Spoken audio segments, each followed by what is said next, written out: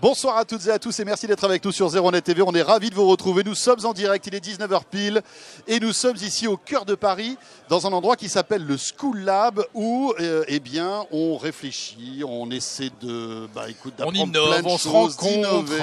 Voilà. Et pourquoi nous sommes ici, Jérôme? Bonsoir Jérôme. Salut François, bonsoir à tous. Nous sommes ici car ce soir se réunit la crème de l'innovation à la française. Ouais. C'est la soirée French Tech en prévision du grand CES de Las Vegas. Voilà, alors bon, on va pas tout vous dévoiler parce que bien sûr, on va garder le gros morceau durant ce CES de Las Vegas. Un CES de Las Vegas que vous pourrez suivre sur ZeroNet TV du jeudi au dimanche de 19h à 20h avec 1 heure de live donc depuis le CES. Comme chaque année, bien entendu. Exactement, mais là on vous offre un petit apéritif de quelques-unes des startups qui vont aller à Las Vegas et surtout, Jérôme, on va s'intéresser au concept même de la French Tech. Et oui, ce label French Tech qui existe depuis quelques années maintenant, vous en entendez de plus en plus parler. Alors qu'est-ce qui se cache derrière la French Tech? Sur ZeroNet TV, ce soir, vous allez pénétrer dans les coulisses de l'innovation French Tech. On va parler d'une caméra 360 pour iPhone. Elle n'est pas encore sortie, mais vous allez la découvrir en avant-première. Et elle est française. Et elle est française, c'est la première caméra de ce genre française. On va parler également des problèmes de sécurité liés aux objets connectés. Il y a de quoi frémir, mais heureusement, on a des gros cerveaux français qui planchent sur le dossier. Autre innovation française, c'est une montre connectée, mais c'est pas tout à fait une montre connectée. En fait, c'est le bracelet qui est connecté sur lequel on peut brancher n'importe quelle montre. Il fallait y penser. Voilà, c'est très malin et on rencontrera l'initiateur de ce projet qui, pour l'instant, est encore au stade de prototype. Vous allez le découvrir bien avant qu'il arrive en magasin. Mais pour débuter donc ce 01 Live spécial French Tech, eh bien, on reçoit le patron de la French Tech, en fait. David Monteau, bonsoir. Bonsoir. Directeur de la mission French Tech, pour être précis. Absolument. On vous reconnaît avec le petit coq, voilà, qui est là. On va le voir, hein, David. Il est superbe, ce petit coq. C'est comme ça qu'on reconnaît les gens de la French Tech dans les salons. Voilà, si vous en croisez dans la rue avec un petit coq rouge, cette secte étrange, c'est la French Tech, effectivement. Alors, évidemment, il y a rien. Très ouvert, c'est pas une secte, précisément. Non, mais bien sûr, c'est pour plaisanter. Qu'est-ce que c'est que la French Tech, David Monteau? La French Tech, c'est d'abord un mouvement d'entrepreneurs. En fait, il y a en France depuis un certain nombre d'années vraiment un mouvement d'entrepreneurs qui développe des startups très innovantes. Et l'idée, c'était de construire un programme pour accompagner la croissance de ces startups et aussi, donc d'une part, booster ce qu'on appelle l'écosystème, dynamiser la dynamique des startups en France, les aider à croître, et aussi le marketer, le faire exister à l'international, placer la tech française sur la carte du monde de l'innovation, aussi pour attirer des talents en France, attirer des investisseurs et faire encore une fois grandir et faire que, c'est notre objectif, il y ait des grands champions de la tech qui sortent de France et qui créent de l'innovation et de l'emploi pour notre économie. Alors qu'est-ce que vous faites? Vous canalisez, vous encouragez toutes ces initiatives françaises? Exactement. Ce qui est important, c'est d'abord, encore une fois, la dynamique d'entrepreneur, une dynamique privée. Hein, et nous, ce qu'on fait, c'est en France. Vous, c'est-à-dire donc. Moi, je suis la mission French Tech. Voilà, qui nous sommes dépend une équipe du ministère de l'économie. Du ministère de l'économie, on a une mission, on est 8 personnes et on pilote ce programme en s'appuyant sur des opérateurs publics, BPI France, qui est assez compagnie d'investissement, Business France, les différentes directions générales des entreprises, donc un certain nombre d'acteurs publics, pour soutenir les startups, l'écosystème en France et partout en France. C'est quelque chose qui est très important pour nous. J'allais dire, il n'y a pas que Paris. Paris, c'est le cœur de la French Tech. C'est plus de la moitié des startups. Mais vous allez à Toulouse, on parle d'objets connectés, Sigfox. Vous allez on y était il y à a pas Nantes. très longtemps. On était à Bordeaux même. Il y a Bordeaux, absolument. Donc il y a de formidables écosystèmes. Et l'idée, c'était de faire une équipe de France, de faire travailler ensemble tous ces écosystèmes pour en tirer le meilleur. Donc ça, c'est le côté français. Et puis on soutient des accélérateurs de startups. Il y a plein de programmes. Et l'autre volet, c'est l'international. Le volet international, c'est quoi? C'est faire, comme j'ai dit tout à l'heure, faire exister la France sur la carte du monde. Mais tout ça pour booster le business des startups. Hein. C'est pas pour l'ego, c'est pour la fierté. Mais c'est vraiment pour booster, accélérer la croissance des boîtes. Et puis après, il y a attirer. Et ça, c'est important pour nous, d'attirer en France des entreprises, des entrepreneurs, parce qu'il faut internationaliser notre écosystème. Et c'est aussi pour ça qu'on a construit tout un réseau dans le monde, dans plein de villes, à New York, à San Francisco, à Shenzhen, au Cap, pour finalement rendre plus facile, plus accessible l'international pour ces startups. Et puis vous attirez également les grosses entreprises, les distributeurs, etc. Alors l'idée, nous on est vraiment focalisé sur les startups et évidemment les plus grosses entreprises font partie de ce qu'on appelle l'écosystème.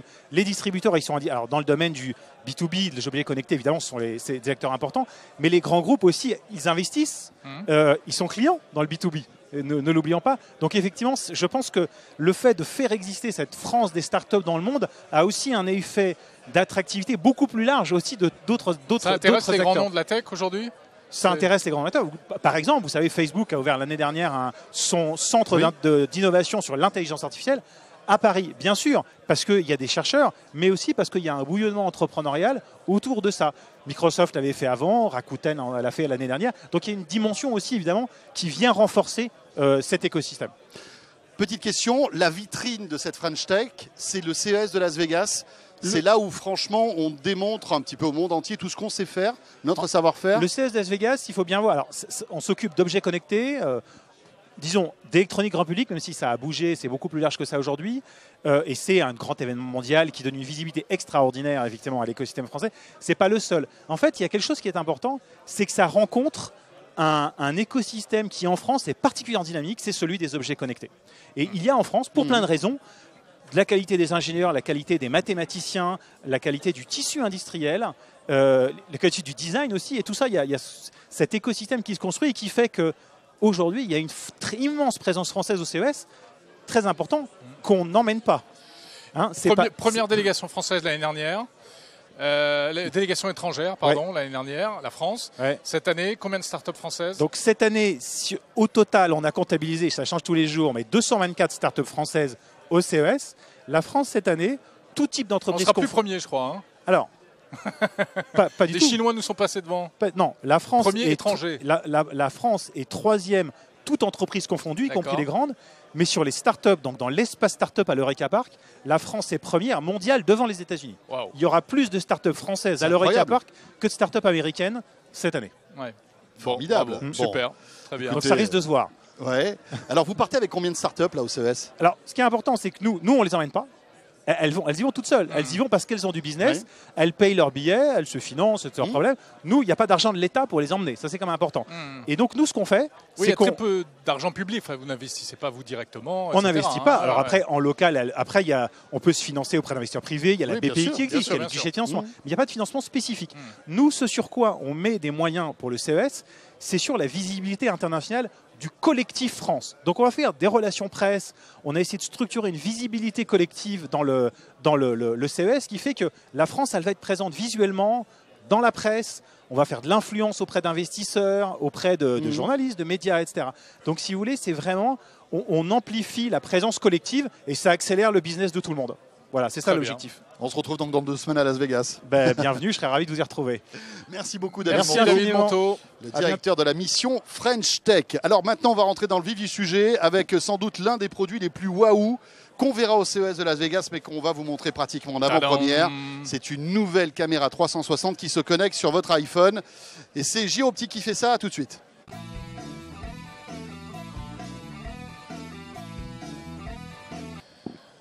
Il est avec nous, c'est Pierre Janin, bonsoir. Bonjour. Bonsoir. Merci d'être là, Pierre Janin. C'est une avant-première, on peut dire ça comme ça. Ouais. Cette petite chose que vous avez ici, alors parlez bien près du micro, Pierre. Oui, je vais faire du mieux. Gyroptique, on connaît, on vous avait reçu sur le plateau de 01net TV l'année dernière à Las Vegas. Vous présentiez cette caméra boule, caméra 360, donc qui était un peu massive. Je ne sais pas si tu te souviens, on avait même fait un live en 360 sur notre plateau du CES. Voilà, on la voit là, actuellement à l'image, c'est ça. Eh bien, vous l'avez prise et vous l'avez compactée, vous l'avez fait toute petite, vous lui avez mis un port Lightning et on se retrouve avec l'une des toutes premières caméras 360 pour iPhone. C'est ça? C'est ça. Voilà. Alors c'est la Gyroptique IO qu'on vous présente aujourd'hui et qu'on va présenter au CES. On a préparé nos valises. C'était le seul exemplaire prototype. Tu as tout pété. Regardez, bravo. Il y a comme un petit mouton. Hop. Ah bah oui, c'est mignon. Alors pourquoi on a choisi ce format-là? Notre but, ça a toujours été de rendre la capture de vidéos et de photos 360 très facile et de manière instinctive, et le partage aussi de ces vidéos. Là, avec ce produit-là, on franchit un pas supplémentaire puisqu'on vient effectivement connecter la caméra directement dans un téléphone. On peut le voir. Je peux le faire là, si je le fais. Allez, je vais faire la démo. Allez, vas-y. Alors ça va pas marcher, c'est un truc de fou. La démo. Vous n'avez pas l'application, mais elle va se brancher. Ouais. Ah oui, j'ai pas l'application. Non, allez-y, prenez mon téléphone. Alors, donc, c'est un iPhone 6 Plus. Voilà, tout à fait. Alors, on a branché sur le port Lightning la petite caméra. Tout à fait. Voilà. On va faire la démo en live. Et donc, avec une appli qu'on télécharge sur l'App Store, on va se retrouver avec des vidéos, vous allez voir, des images en 360, si ça fonctionne, parce que évidemment, vous savez qu'on adore l'effet Bonaldi ici, comme on dit. Hein. Voilà. Jérôme, si tu nous regardes. Voilà, on t'aime bien. Voilà. Et c'est parti. Alors effectivement, donc ça fonctionne avec tous les appareils Apple qui sont munis du Lightning. Et voilà. Hormis le 5C. Donc là, on peut bouger. Vous pouvez bouger avec votre doigt ou bouger le gyroscope du téléphone. Et donc la caméra en fait envoie un flux vidéo qui est déjà en 360 directement dans le téléphone. Et là, on n'a plus qu'à faire sa vidéo ou sa photo.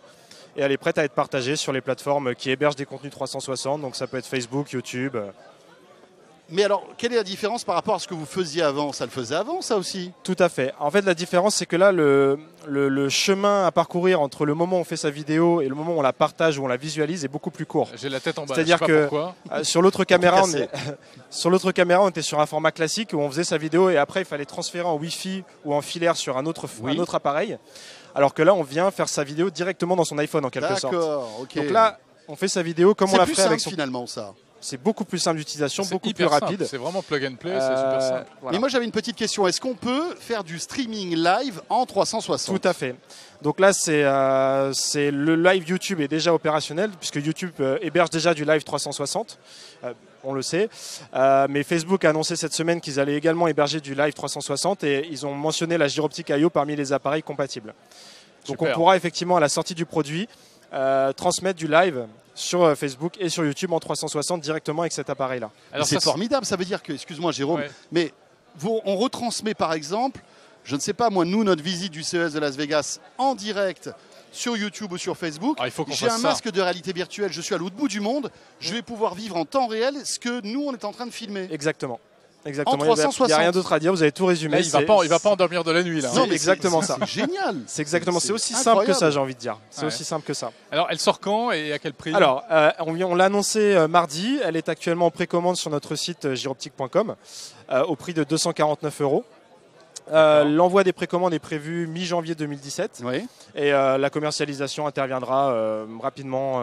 On n'a pas de date exacte, mais entre janvier et février 2017. Très bien. Au prix de 249 €. Est-ce que la qualité d'image a été améliorée par rapport à la précédente? J'ai l'impression.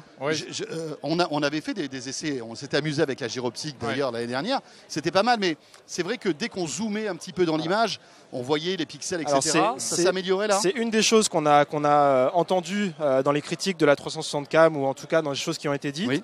Et effectivement, sans avoir changé la résolution, puisqu'on est toujours en 2K en vidéo et 4K en photo, on a un rendu qui est beaucoup plus fin. Qui est beaucoup plus clair que sur la 360 Cam. Et comment vous avez fait ça? C'est en changeant l'optique, les algorithmes? On a optimisé, voilà, pas dans les algorithmes, mais dans le matériel, dans le hard, on a optimisé tout ce qu'on avait. D'accord. Et on a quelque chose qui est beaucoup mieux aujourd'hui que ce qu'on avait sur la 360 Cam. Pierre Janet, on vous propose un truc. Allez-y. Vous nous en prêtez une? Oui. Aujourd'hui? Non, je peux pas. Non, pas aujourd'hui. Pas aujourd'hui, non, parce que là, on fait ça demain. Et tout ça. Mais on essaie, lorsqu'on sera au CES de Las Vegas, on va faire plusieurs émissions, etc. Et on essaie de faire de diffuser en direct ce qu'on va faire là-bas. Vous savez que vous êtes bienvenus sur notre stand comme l'année dernière, donc effectivement, vous venez nous voir et on vous remettra une caméra en main propre. D'accord. Pour les 4 jours du CES, même après. C'est cool. Et vous pourrez vous amuser avec, sans problème. Donc les amis, on va essayer d'innover un peu dans ces 01 Live depuis le CES de Las Vegas. Merci beaucoup Pierre Janin. Merci pour votre invitation. Rappelez-nous, vous êtes à Lille, c'est ça? On est basé à Lille, à Euratechnologie, un gros centre French Tech. Super. Voilà, et on représentera encore une fois la French Tech cette année avec cette innovation. On a hâte. Très bien. Parfait. Bonne chance. Merci beaucoup. Merci à vous. Dans un instant, on va parler d'objets connectés, puis juste après, on vous présentera une montre, un bracelet connecté plus précisément. Qui va vous permettre en fait de rendre n'importe quelle montre connectée. Là aussi, c'est l'innovation à la française, les amis.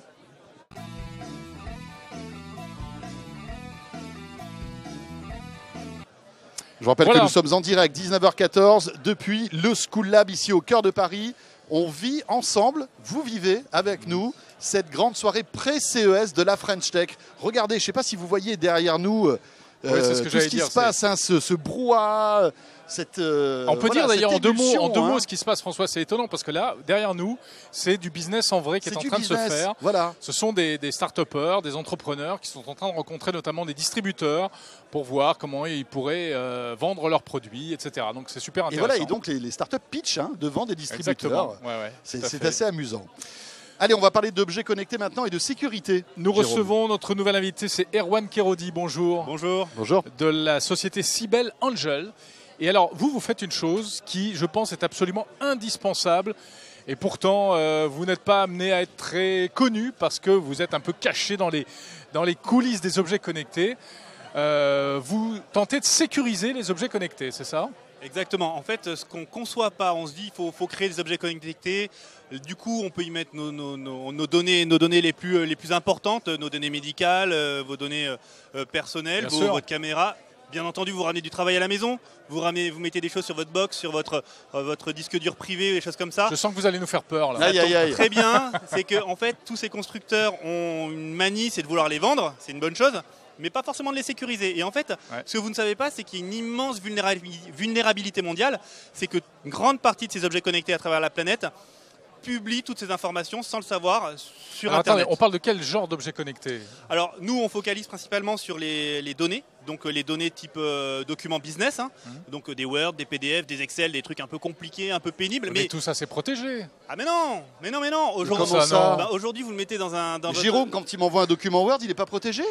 Jérôme peut-être parce qu'il fait attention, mais globalement en fait énormément d'ordinateurs, énormément de box que vous pourriez acheter à la Fnac ou n'importe où, des disques durs, en fait si vous ne lisez pas le manuel vous dit qu'il faut mettre un mot de passe. Si on met password. Et si vous mettez pas de mot de passe, en fait vous publiez ces informations sur le net. C'est-à-dire qu'il y a des petits malins qui aujourd'hui parcourent le net, cherchent le net à la recherche de ces documents, de vos documents. Et si je vous donne l'adresse exacte, que vous le mettez dans votre navigateur internet, vos documents se retrouve. C'est comme si je regardais mon disque dur, quoi, le disque dur de Jérôme à distance. Mais exactement, mais de toute façon, vous avez des disques durs sur lesquels vous voulez partager par exemple votre musique avec votre famille, avec vos amis. Ouais, mais il y a des petits malins qui vont essayer de trouver autre chose, vont essayer de trouver ces disques durs, mais autre chose que votre musique. Vos passeports, vos RIB, vos cartes bleues. Bien sûr. Voilà. Et donc, ils passent par la box, etc. Par le... Et en fait, aujourd'hui, il y en a des millions d'outils comme ça, connectés, non sécurisés, et qui publient ces informations. C'est ce qui s'est passé récemment, cette énorme attaque qui a eu lieu au niveau mondial avec le virus Mirai. Vous êtes des spécialistes, vous voyez, comme quoi les coulisses arrivent au grand jour. C'est exactement ça. Mirai, c'est le meilleur preuve de concept qu'on puisse avoir sur notre activité. C'est-à-dire qu'il y a des petits malins qui scannent des objets connectés non sécurisés. Là, en l'occurrence, c'était des webcams. Ah oui, parce que je ne vous ai pas dit, mais on peut vous voir aussi. Voilà. Jérôme, fais attention. mais ça, on en parlera après. Non, je rigole. Allez voir le film. On comprend pourquoi Mark Zuckerberg met un petit scotch sur la webcam de son Mac. En fait. Je vous invite à le faire. Mais effectivement, le film Snowden, vous allez tout comprendre. Voilà. Et en fait, ce Mirai, cette attaque, en fait, va essayer d'infecter des webcams non sécurisées et les transformer en zombies. Et de saut en saut, comme ça, vont infecter des centaines de milliers de webcams. C'est-à-dire qu'aujourd'hui, si vous branchez une webcam, en 6 secondes, elle va se faire attaquer. Et en fait, vous allez en fait vous mettre à attaquer OVH, vous mettre à attaquer Netflix en étant un vecteur d'attaque. Ça, c'est pour le vecteur d'attaque. Donc les petits malins utilisent ça comme vecteur d'attaque. Mais il y a en fait plein de documents extrêmement sensibles. Aujourd'hui, on a tous les secrets de toutes les grandes sociétés de la planète qui sont publiés sur Internet. Il faut juste savoir où aller les trouver. Mais Erwan, par exemple, on parle de la caméra de notre ordinateur. Notre ordinateur, la plupart du temps, est connecté sur un réseau Wi-Fi qui est sécurisé. Donc c'est après c'est tout ce qu'on branche dans l'écosystème. Exactement. À partir de quel moment on va pouvoir pirater cette webcam, par exemple? Parce que là, je suis persuadé qu'il y a plein de gens qui nous écoutent, qui se disent zut, vite, je cherche un bout de scotch. Bien près du micro. Ouais. Déjà, il y a... Par rapport au Wi-Fi, hein. Je parlais de ça. Le Wi-Fi qui est sécurisé donc sur notre ordi. Déjà, pour les données business, par exemple, c'est horrible, mais nous, on travaille pour les plus grandes sociétés de la planète. On peut se dire qu'ils sont extrêmement à la pointe de la sécurité, tout ça. On est capable de montrer à des grands PDG des boîtes du CAC 40, de leur dire, aujourd'hui, on est capable de voir dans votre bureau. Sur votre outil qui permet de faire des téléconférences. Ça doit leur plaire. Donc, alors, autant vous dire que les petites webcams chez vous, c'est un non-problème. Bon, alors qu'est-ce que vous faites? Alors nous, effectivement, on est purement B2B, c'est-à-dire qu'on va scanner toutes ces informations, retrouver toutes ces données perdues par nos clients. Et en général, ce n'est pas nos clients qui les perdent, c'est même pas de leur faute, c'est leurs fournisseurs. C'est-à-dire les architectes, les consultants, les traducteurs, qui eux ont des outils qui sont très très pauvres en termes de sécurité. Et en fait, on va trouver toutes ces données fuitées. Elles ne sont pas encore volées, mais sur le... Pas loin. Et on les ramène à leurs propriétaires. Et en fait, aujourd'hui, on a tous les secrets de toutes les grandes sociétés de la planète. Et notre business, c'est de les ramener au plus grand. Là, vous avez 3 gardes du corps qui vous attendent dehors, non? Non, par contre, on a toutes les sociétés qui font la queue pour être clients chez nous. Aujourd'hui, en l'espace de 2 ans, on travaille avec les 20 plus grosses sociétés françaises. Là, on a la plus grande banque allemande qui vient de signer avec nous, la plus grande banque européenne d'ailleurs. Voilà, et là, on est parti, on est en train de signer en Hollande, au Japon. Aujourd'hui, les contrats pleuvent parce qu'il se passe le mot. Et en fait, on met à jour cette immense vulnérabilité mondiale. Donc, vous leur montrez où ils ont des problèmes. Et après, c'est à eux de sécuriser, c'est ça? Ah ouais, exactement. C'est très simple. Je leur donne l'adresse de document par document. Je leur dis, mettez ça dans votre navigateur et voilà votre prochaine fusion-acquisition. Voici vos plans à 5 ans sur votre business plan ou des choses comme ça. Mais vous n'êtes pas censé avoir ça. Bah ouais, mais regardez, c'est sur votre ordinateur parce que c'est hébergé par votre consultant XY qui fixe l'information. En fait, vous êtes des hackers gentils, c'est ça? Vous êtes des white hat? Alors, on n'est pas des hackers du tout. On est déjà... vous bidouillez un peu. Oui, parce que si vous montrez ce qu'il y a dans le disque dur du voisin, c'est que vous êtes un peu hacker quand même. Alors, en fait, nous, on voit, on scanne vraiment l'infrastructure d'Internet. C'est-à-dire qu'on a vraiment des empreintes d'Internet sur 2 ans et on est capable de voir tous les documents qui ont été non sécurisés, publiés sur Internet et non indexé par Google. Et alors, est-ce que vous dites que Google est un hacker? Non. Et pourtant, Google scanne des pages qui sont bonnes et qui sont mauvaises. Voilà. Donc nous, on scanne l'infrastructure d'Internet, bonne et mauvaise, sécurisée et non sécurisée, pour retrouver les secrets des sociétés et les ramener à leurs propriétaires. Erwan, petite question. Là, vous vous adressez aux entreprises, mais est-ce que demain, vous pourriez avoir comme client, Jérôme, moi, le particulier? Alors, on a beaucoup de demandes pour ça, ne serait-ce que pour les PME. Voilà, qui ont des secrets importants et eux, une fuite de données, ça les impacte très violemment. Aujourd'hui, faisons, avec nos petits bras, faisons déjà les 1000 plus grosses sociétés de la planète. Et ensuite, on est en train de faire des discussions avec des partenaires qui, eux, s'occuperaient justement de ce segment qui sont les PME et qui sont les particuliers, notamment, vous savez quoi, les assureurs. Les assureurs, aujourd'hui, sont en train de lancer des assurances contre la fuite de données, la perte de données importante, et sont en train de vouloir adresser ce marché des particuliers. Et ils n'ont pas d'outils pour le faire. On est là pour les aider, donc on est en discussion. Voilà. Super, très bien. Voilà, Erwan donc avec Cybelle Angel. Et on souligne que vous êtes, nous dit-on ici, l'une des pépites là, qui vont être poussées, enfin un petit peu chouchou de la French Tech en ce moment. Ben, ça marche bien, on a gagné un grand prix là, la semaine dernière, il y avait plus de 2000 sociétés européennes, start-up européennes qui ont essayé de se présenter, on a été les gagnants. D'accord. Donc voilà, on est assez fiers de représenter la French Tech et donc on part à Las Vegas un peu montrer ce que les Français savent faire. Ben, magnifique. Mais comme quoi, il n'y a pas que du hardware et des objets, il y a aussi du soft. Exactement. Et typiquement, vous en êtes le digne représentant. Merci beaucoup, Erwan. Merci, messieurs. Merci beaucoup. On va continuer. Dernière petite pépite française ici, présente au School Lab et qui sera aussi au CES de Las Vegas. Vous allez voir, c'est un bracelet connecté qui va transformer n'importe quelle montre en montre connectée. On en parle tout de suite.